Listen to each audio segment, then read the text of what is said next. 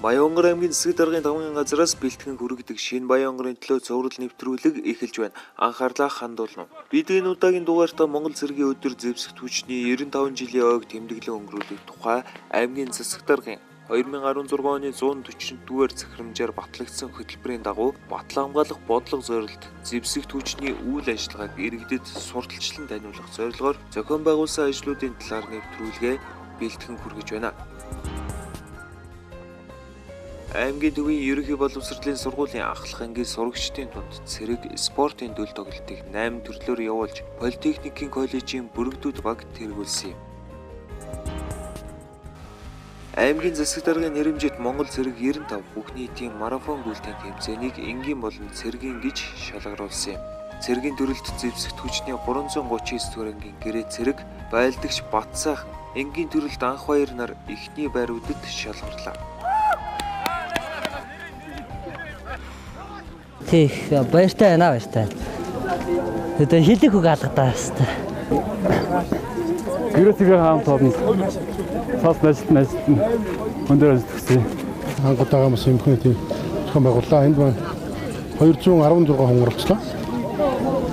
Яа ингээд энэ маань гүйлт маань онцлог болсон 216 гараанаас гарч 2 салгаж барьсан байгаа. Мэдээж тусгай шигүүргийн байгууллагаас ихний 3 байр.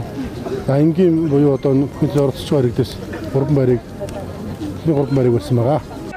Аймгийн засаг даргын нэрэмжит үндэсний аюулгүй байдлыг хангах тусгайлсан чиглэлд байгууллагуудын марш тактикийн аврагч тасаг шалгаруулах тэмцээн зохион байгууллаа. Тэмцээнд зэвсэгт хүчний 339 дугаар ангийн ахлах дэслэгч Бат Эрдэнэ захирагчтай тасаг эхний байранд орсон юм а. Тэгээ энэ жилийн тэмцээн бол ер нь гадаа цагаа гарын байдал чих сайхан байлаа. Манай оролцож байгаа баг тамирчид үнэхээр жилээс жилд бүх газрууд их сайжирсан байна. Үндэсний аюулгүй байдлыг хангах тусгайлсан чиглэлд байгууллагуудын буудлын тэмцээнд 15 баг тамирчин оролцож буудлага хийх үеийн аюулгүй арга хэмжээний зааварчилгааг танилцуулан тэмцээнийг явууллаа. Тэмцээнд цагдаагийн газрын Ахмад Алтан гэрэл дэслэгч Мөнхчин нарын баг эхний байрыг эзэлсэн юм. Манай баг тэргүүн байранд орсон тоо бид баяртай байна. Тэгээд цэргийн баяр мөн дээрээс хүчний 95 жилийн арга хэмжээгээ таасаг аймгийн зохион байгуулж байгаа. Тэгээд бусад цомрууд ч гэсэн арга хэмжээнд бол бас болж байна. Цомрууд маань марш тактикийн зохион байгуулж байна. Мөн дээрээс нь аймгийнхаа нийтэд марш тактикийн тэмцээнд бас ирж оролцож байгаа бас хүмүүс байна. Тэгээд өнөөдөр нь буудлын тэмцээнд болж байна. Буудлын тэмцээн нийтийн 15-6 баг оролцлоо. Үүнээс ер нь буудагч нар маань их сайн буудаж байгаа. Түрүү жил хэд 45 оноотой дөрвөлжсэн энэ жил 52 оноос одоо дээшлэлтэй буудсан.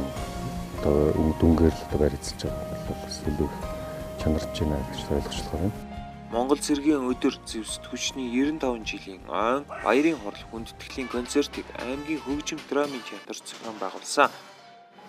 Та бүхэндээ Монгол цэргийн өдөр зэвсэгт хүчний 95 жилийн ойн баярын мэндийг хүргэж аймгийн засаг даргын зөвлөлийн нэрийн өмнөөс болон хуваарьсаа чин сэтгэлийн халуун мөнчлөгийг өргөн дэвшүүлье.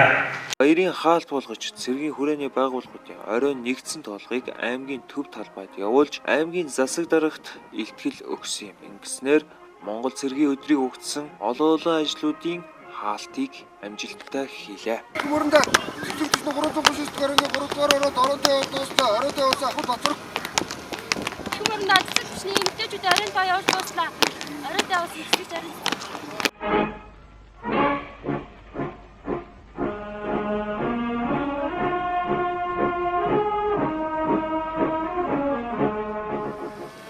Баянгарын засаг дарга Батлангар Батлангараас Монгол цэргийн өдөр зэвсэгтийн 95 жилийн он үндэсний оройн Баянгар цэргийн хүрээний аймагаас бичигдсэн цэргийн хүрээгээр хонооцсон.